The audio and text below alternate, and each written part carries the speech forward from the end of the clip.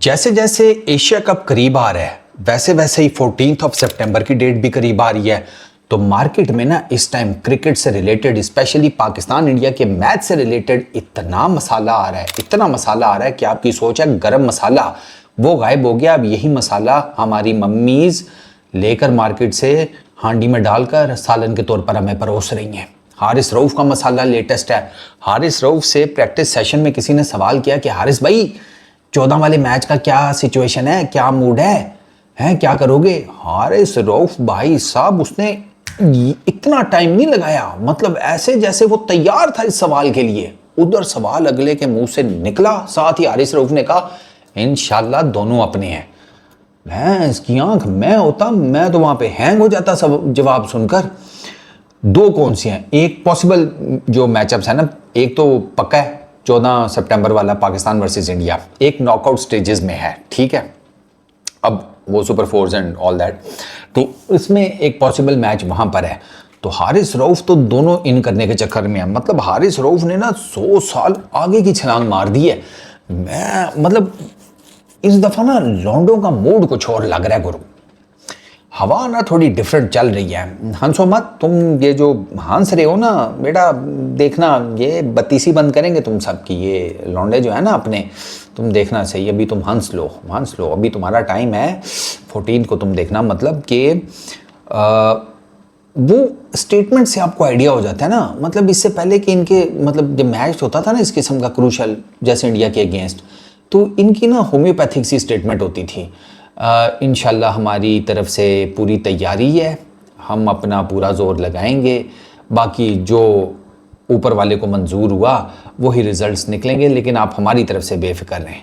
मतलब ये ना अपनी तरफ से बता देते थे कि हम कोशिश करेंगे, लेकिन अगर ऊपर से दस्तखत ना हुए तो फिर हमारा तो कोई कसूर नहीं ना। फिर मेरे जैसा जब ये स्टेटमेंट सुनता था ना तो सड़ के पता क्या कहता था, फिर हारिस रऊफ की जगह पर हजरत जिब्रील से ही बॉलिंग करवा लेते हैं।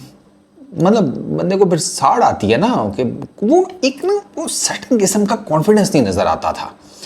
इस दफ़ा थोड़ा सा ना मुझे लग रहा है कि लड़के जो है ना, एक तो रिलेटिवली टीम नई है, डिफरेंट है, सोच डिफरेंट है, खेलने का अंदाज डिफरेंट है, तो a lot of things have changed. एक नया कप्तान है। अब सलमान अली आगा का असल जो टेस्ट है ना उस्ताद जी, वो अब शुरू होने लगा है। ट्राई नेशन सीरीज पहले और उसके बाद एशिया कप। और मैं आपको बता रहा हूँ इंशाल्लाह जब सलमान अली आगा 14 सितंबर को पाकिस्तान की टीम को जितवाएगा ना, सलमान अली आगा जो है ना वो रॉकेट पे बैठ के जाएगा सीधा 6 7वें आसमान पर। मैं आपको अभी से बता रहा हूँ, क्योंकि ऐसा नहीं है कि हम हरा नहीं सकते, हम इंडिया को हरा सकते हैं। मैं आपको ना रिसेंटली अगर आप बात करें ना, पाकिस्तान और इंडिया के बीच में ना 5 मैचेस जो लास्ट हुए ना उसमें से 3 दुबई में हुए हैं, और जो 3 दुबई में हुए हैं ना उसमें से 2 पाकिस्तान जीता हुआ है। लास्ट जो 5 T20 इंटरनेशनल्स हैं बिटवीन इंडिया एंड पाकिस्तान, उसमें 3 इंडिया जीता है, 2 पाकिस्तान जीता है। तो इन रिसेंट कोई बहुत बुरी परफॉर्मेंस नहीं है पाकिस्तान की। ओवरऑल तो अगर आप बात करें तो ओवरऑल तो दोनों के एक दूसरे के अगेंस्ट 13 मैचेस हुए हैं, ठीक है। इसमें ये एशिया कप और वो सारा मिला मलूक है ना, जिसे कहते हैं वर्ल्ड T20, एशिया कप और वो 2012 वाली सीरीज़। इन 13 में से पाकिस्तान 3 जीता हुआ है और इंडिया 10 जीता हुआ है। कोई मैच जो है वो कैंसिल, अबैंडन इस तरह या टाई इस तरह का कोई चक्कर नहीं है। तो ये सारे मिला मिलू के ना, तो इंडिया को डेफिनेटली आपको यहाँ पर इंडिया के पास ठीक ठाक एज नज़र आता है कि ज़्यादातर वही जीते हैं। लेकिन लास्ट जो 5 मैचेस हैं उनमें पाकिस्तान जीता है, और पाकिस्तान एक वो दुबई वाला 10 विकेटों से जीता, फिर एशिया कप का मैच वो पाकिस्तान 5 विकेटों से जीता था अगर आपको याद हो।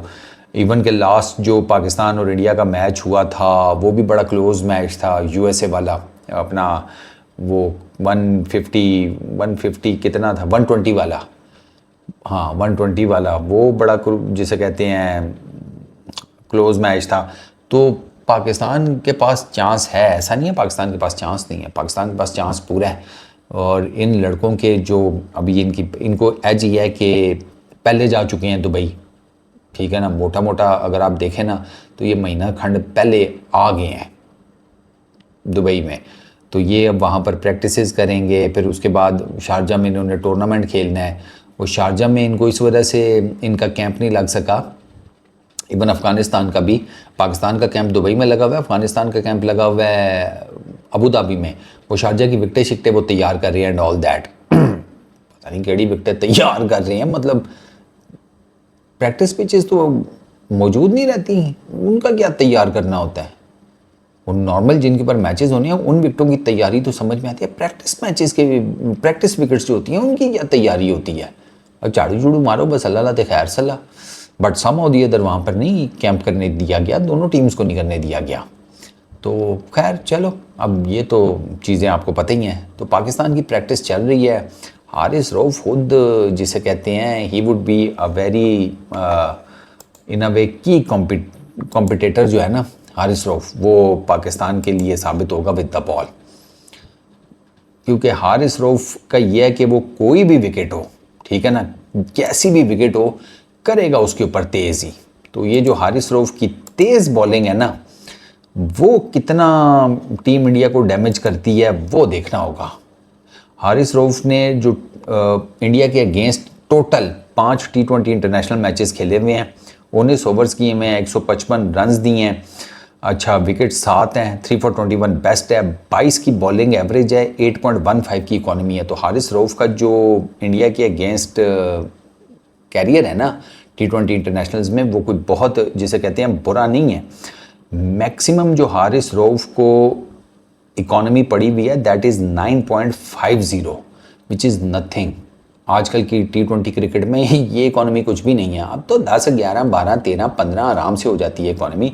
तो हारिस रऊफ की इकॉनमी अच्छी है। और दूसरा ये कि हारिस रऊफ की जो लीस्ट इकॉनमी है दैट इज़ 6.25 उनके डेब्यू मैच में अगेंस्ट इंडिया, ठीक है।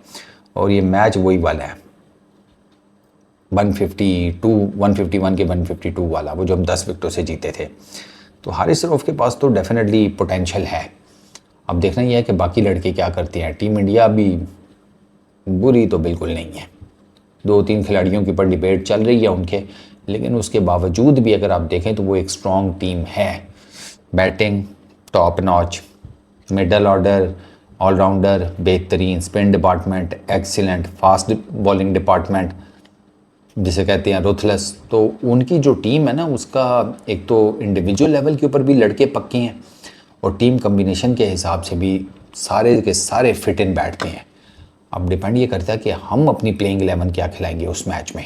और ये ज़ाहिर बात है दुबई की विकेट के ऊपर डिपेंड करता है कि दुबई की विकेट कैसी बनती है। करंटली जो मेरे पास इंफॉर्मेशन है वो ये है कि there is every possible chance कि एक अच्छी डिसेंट विकेट होगी दुबई की। प्लान तो यही है इनका कि एक अच्छी डिसेंट विकेट बनाई जाए दुबई की।